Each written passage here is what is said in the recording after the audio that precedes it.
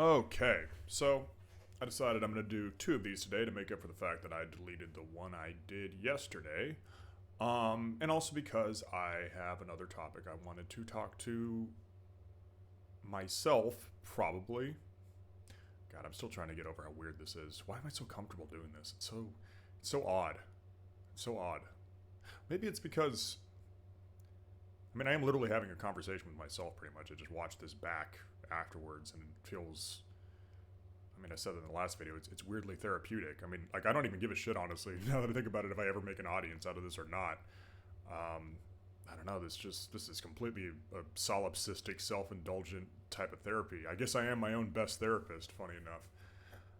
Yeah, I don't need to spend 65 pounds a session anymore.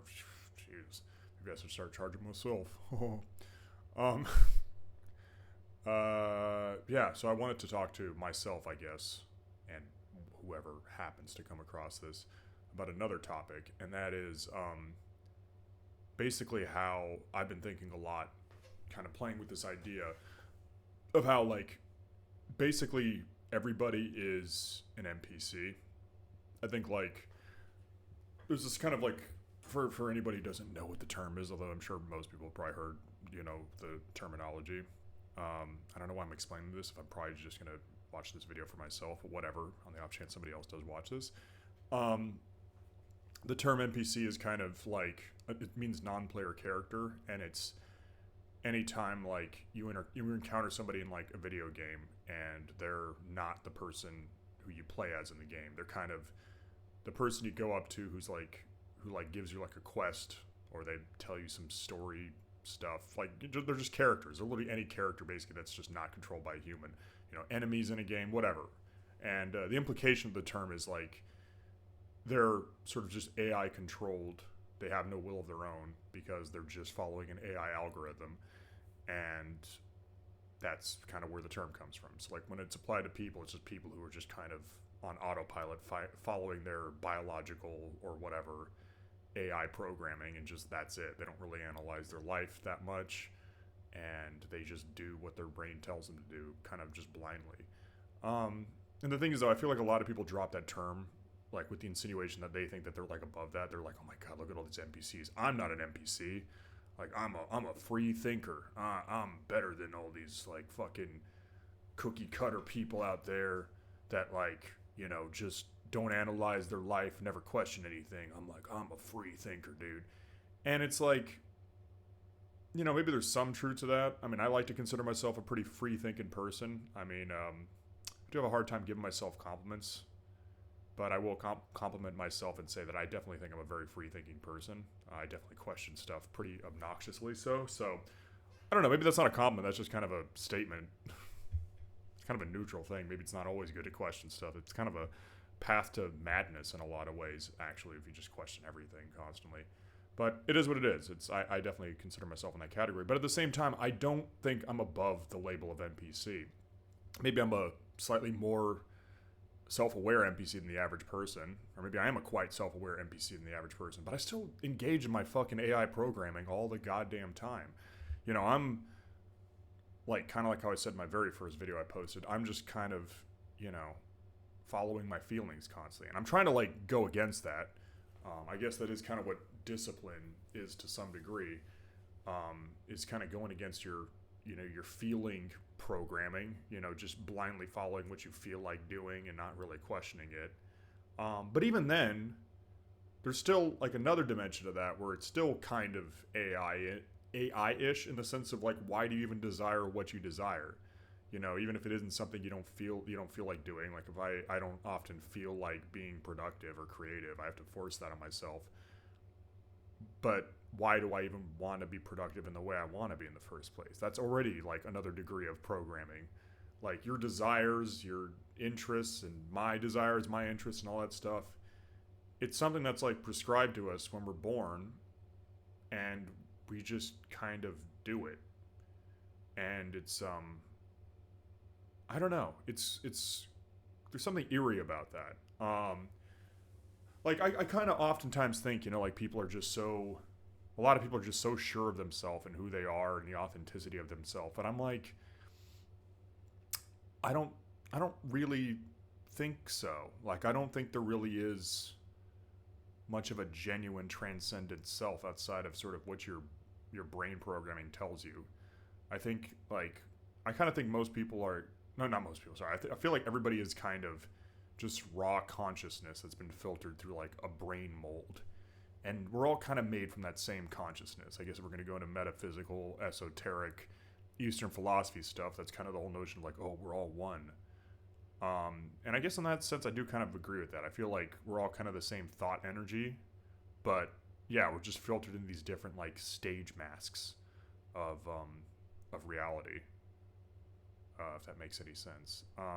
Actually, I kind of had this realization, and again, take it with a grain of salt because it was under the influence of ketamine. Actually, back when I was had a bit of a habit with that.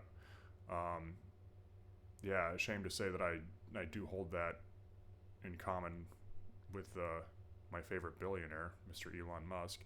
But thankfully, that's the least shameful thing I have in common with that piece of shit. So if I'm gonna have something in common with him, I mean, I guess I'll take that. That I had a bit of a ketamine habit. Although, unlike him, I only was on it for like 3 months, while that dude is just hardcore for years now on it and getting more and more fucked up from it. And it seems to be making him into a more and more unbearable fucking person, while with me, I just kind of was just antisocial and just didn't talk to very many people and was minimizing my socialization. So I think I had a better reaction on it. I didn't become an obnoxious asshole Sig Heiling on television and just being absolute obnoxious, unbearable fucking dork, and just I don't know, just becoming somehow an even worse person than I already am if I was Elon. I don't know if that made any sense. But anyways, yeah, so I kind of had this realization when I did it where I was just like, everything sort of just, it was the first time I just felt like I just saw reality for, like, it really just disconnected me from, like, emotionally, mentally, just from existence while still observing it, like, as an outside observer. And I never really had experienced that before. It was like the first time where I just was kind of removed from my sort of persona as Luca, guy, aspiring writer and, somewhat accomplished artist. I have actually done a good amount of art. And just made me look at myself like from a completely like neutral perspective and just be like, oh, you're just a character. You're not even like really a real person, and everybody else is just characters. Like all of reality is just kind of a stage play, and we get really invested in our parts and think that it's like so important and meaningful. And I guess in some way it is, but also we can't forget that like it's all kind of just silly bullshit at the end of the day. I don't know. I mean, again, take this all with a grain of salt because this was just a drug induced sort of perspective I have, but I think there's some truth to that. I don't know. I could be wrong, but I don't think I am.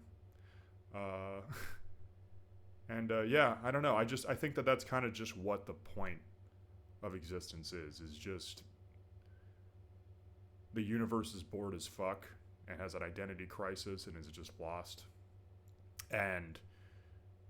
But even in like in a less serious way, because I always got to get in like these serious, heavy terms of what the universe like is, what life is and existence is. But fundamentally, at the end of the day, it's just, I think the universe is just trying to entertain itself, in all sorts of the senses of that. We always associate entertainment as like a positive thing, but it can be really morbid, fucked up entertainment. I think the universe is just, it wants a cornucopia of experiences, basically. I think, everybody would think like, oh, if you're the universe, why the fuck would you make such shithole realities? Like, I think we live in one that's pretty goddamn awful. I think that this world is a very hellish place. And it really actually annoys the fuck out of me when people try to like tell me otherwise, try to like say that like the world's a beautiful place, that life is beautiful, that I'm being negative and depressing for saying otherwise. And I'm like, dude, you're just wrong. The world's a fucking awful place. But I can't deny that even with its awfulness, in fact, unfortunately, some of the most awful aspects of the world are kind of the most interesting aspects of the world, which is a fucked up thing to say, but it's true. Like, I don't know how to really say that comfortably without coming off as insensitive to like all the suffering going on in the world, because it's fucking horrible. But then like there's such a morbid fascination that I feel I have, and so many other people, even if they don't want to accept it, has. Like, people are fascinated by suffering. I mean, fundamentally, that is what, like, a story is. It's just conflict and how the characters overcome that conflict. That's it. It's just conflict. A story without conflict, without suffering, is not a story. It's just a vignette or something. Is that the right term for it? I don't know if I use that right. But, like, yeah, like, imagine a story where nothing bad happens. There's no conflict in the story, no pain in the story. It's not a story. There's no 3-act story progression. Like, imagine, for instance, Lord of the Rings, just off the top of my head. There's no Sauron, you know. There's no Nazguls. There's no orcs. It's just the Shire, and it's just, each movie is just 3-hour-long epics of hobbit parties. And that's it. That's it. Nothing bad ever happens. Maybe a couple little arguments, drunken arguments at the party. That's like the height of the conflict, but not even that. People are just getting along. And you just watch three 3-hour movies of just hobbits having a good time, doing their daily routines, and then partying at night. And that's it. You know, maybe there's some progression between each day. They have new conversations with each other, but that's it. Nothing fucking else happens. Maybe Gandalf comes along at one point, but just comes along to fucking get high on his wizard weed, and that's it. You know, smoke out some of, like, the other hobbits. Have a smoke sesh with Bilbo and Frodo and Samwise and Merry and Pippin and all them. But that's it. They just, you know, they're just stoned on wizard weed and having stoner conversations, but nothing bad ever happens. It's like, it's not a story. It could be compelling for a bit and be like, oh, look at these, like, interesting alternate reality world where you got a bunch of weird short people hanging out in holes in the ground and stuff like that. But I mean, it would get pretty fucking boring, especially, like, by the third movie, if it's just the same shit. And anyways, I don't know. I think that translates to just existence as a whole. Like, a lot of people say that they want to avoid pain in life. But I think that's bullshit. I think people like pain. I know I do. I think it's just a matter of what kind of pain do you want to have. Like, nobody wants excessive pain. Oh, I got my fan on again. Like, I don't want excessive pain. I don't want pain that I can't handle. Of course, I want to have pain that I can actually handle, that's reasonable, that's surmountable. But that's like, the comparison would be like, the equivalent would be like, you know, playing a sport game with people on your playing level, or maybe a little bit higher to challenge yourself, versus playing like against like a professional football player or soccer player, whatever the fuck for my American audiences. You know, like you playing against other people in your skill level versus you playing like Lionel Messi or something like that. Like, that sucks. That would be garbage. You would hate that. I mean, unless you just really are an extreme masochist and just really want to fucking suffer. But, you know, people, generally speaking, like challenges. And challenges are technically kind of pain. I mean, you're avoiding the pain of failure. But you also kind of revel in the pain of failure. Because if you never experience the pain of failure, you're not really, you feel like there's just, the game is rigged and there's nothing compelling going on. Like, a game where you always win is a very painless game, but it's a fucking boring game. It's not a game even, really. It's just, you've just hacked it. You're just, I don't know if any of that makes sense. I think it does. So I don't know. It's such a weird, fucked up contradiction where pain is both horrible, especially like excessive pain. Like, I'm not gonna say that like all the pain in the world's good by any means. I think there definitely is, and that's why this is such a hellish reality, is because it's so unbalanced. The presence of pain in this world is just too powerful, and I don't like that. I don't want to live in a reality devoid of any pain, but I don't want to live in this reality where it's just pain city, basically. Like, there should be no reality where like children get blown up by missiles for war profiteer demons to make money. That is just such a heinously evil form of pain that has no redeeming factor to it whatsoever. Like, those kids getting blown up by fucking missiles by absolute heartless demons from hell that are masquerading in human skin suits as war profiteers, that pain isn't gonna fucking teach them any character. They're dead. Like, even if they do survive, you know, they're gonna have like a missing arm, and that's like, how the fuck is that gonna benefit them in life? How's that gonna make them stronger? That's just bullshit. But then, you know, like, there's several degrees lower amount of pain that people can experience that could be worthwhile. But like, it's just, I don't know, the world's just so skewed out. I mean, there's just no pleasure equivalent to counteract something that horrible, like a fucking innocent child getting blown up by a missile. There's no pleasure equivalent of that. Like, we don't have like it sounds weird. The only way I could say that that'd be balanced is like if like necromancy was real and people could like bring those kids back from the dead and, you know, somehow like magically remove the trauma of the experience from their brain and make them into a happy kid again, then I could say like, okay, the world is balanced then, because you have like the polar opposite of that, like somebody who can be a benevolent healer that can revive the dead and ease them of their past traumas. But that magic does not exist in this reality, which is why I would say this reality is, in my opinion, undeniably unbalanced horribly in favor of pain. Yeah, I don't know if that made any sense. And it'll make sense to me, so who gives a fuck. What else do I want to talk about? Oh yeah, so going into that about this whole NPC stuff again. I was thinking about how it's just like kind of a goofy thought I had, but how it's so fucked up that, and just bear with me on this one, that we have such an intense craving for sex, particularly. Like, sex is probably one of the most desired, especially universally desired things people have. I mean, people also crave food, and some people crave drugs, entertainment, stuff like that. But I think it's not a very controversial opinion to state that sex is probably, generally speaking, the most desired thing people have. And I know it makes sense from an anatomical perspective. Biology wants to reproduce and make more of itself. That's why people desire sex, even though a lot of people just want to have sex not to even reproduce. I mean, gay people have sex, infertile people have sex, but I guess one could say, well, it's an offset byproduct of, the reproductive urge and stuff. Anyways, I still think it's a fucking flaw that we have such incredibly high sex drives. And like that we just have that insane level of just like craving and gratification feelings from the act of reproduction. And I think the world would be a much better place if, first of all, people just didn't have such high sex drives.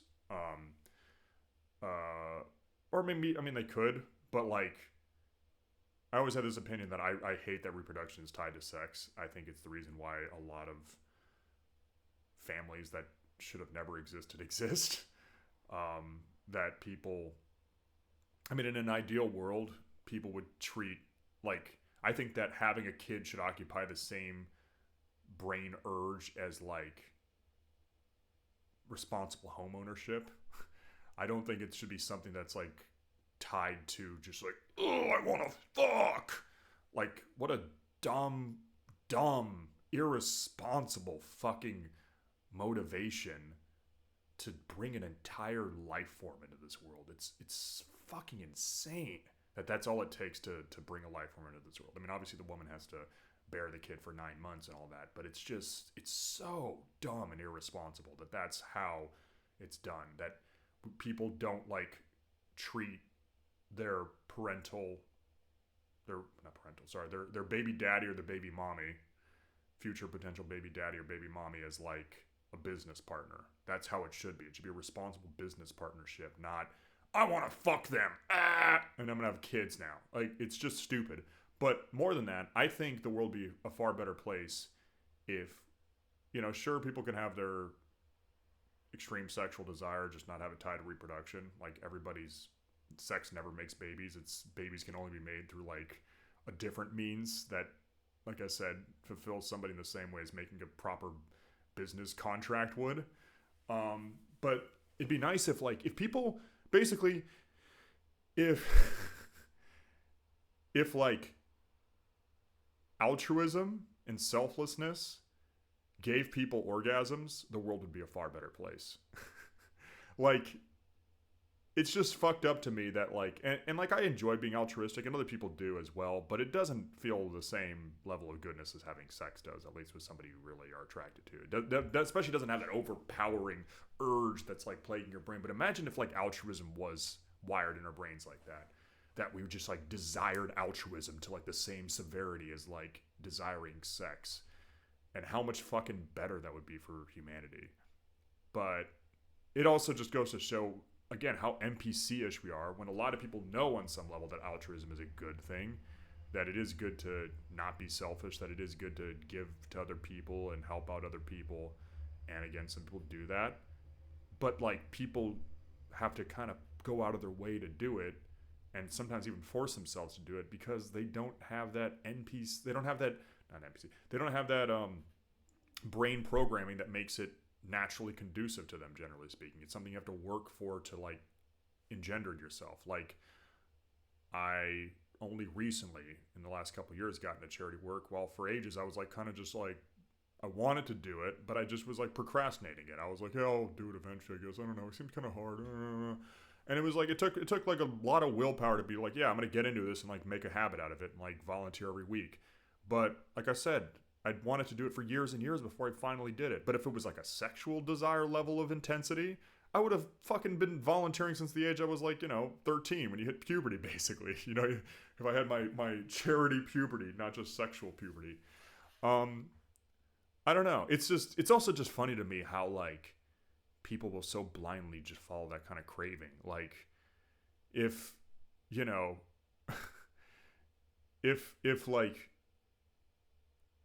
how do I put this?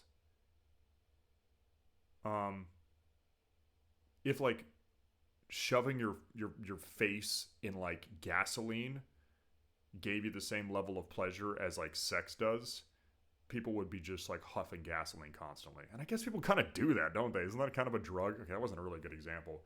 But no, people do totally do that. That's only what drugs are. I don't even know why I made that point. Like, that actually just goes to show how dumb people are. Because at least sex, it's like, if you have it responsibly, it's, whatever. It's not like a big deal. I mean, obviously there can be a lot of dark sides and downsides to sexuality and stuff like that. But, it's definitely something you can have responsibly, and it can even benefit your life, obviously. It's just, I don't know, I think there's a lot of risk to it. But anyways, it's possible. But like, huffing nos is like, there's no way to really have a healthy relationship with huffing nos. And I think that habit just goes to show how fucking dumb we are with our pleasure pursuit. And I mean, I'm fucking, as a guy who's done a decent amount of drugs, like I've even, I've mentioned in my video before, I was talking about my whole alcohol thing too, which that one's kind of weird because like I don't even really enjoy alcohol anymore, so I genuinely don't even know why I was doing it. I think it's a habit, self-destructive. Who the fuck knows? But like, I've done other drugs that I did more properly enjoy. I did used to enjoy alcohol too, but it's like, it's just poison. And the fact that like that desire for that chemical rush is so strong that I and so many other people would be willing to literally poison ourselves to get it, just shows how NPC we are. That we'll know that it's fucking stupid and bad for you, but it's like, oh, my NPC chemical brain wants that feeling. I'll just do whatever I need for it. And it's like, yeah, you're just NPC chemical soup on some level. And it's like, I don't know. And being self-aware about it helps to some degree. It can help somebody curb their addiction. Like, I'm trying to do that now, but it never really gets it out of your system entirely. Like, I know I'm still gonna have the cravings for unhealthy habits and shit like that. I know I definitely still do. And I'm gonna have to be constantly like resisting that for like the rest of my life. And it's just fucking annoying. It's annoying that on the one hand I am self-aware, and then on the other hand my willpower is just always biased in favor of my NPC fucking programming. Anyways, I think that's a video. Yeah. Not quite as long as the one this morning, but still definitely long enough. And bada bing, there we go. That's my views. So long, and farewell, and good night to all. And if it's the morning when you watch this, good morning. May you have a lovely day. Namaste. All right. Bye-bye.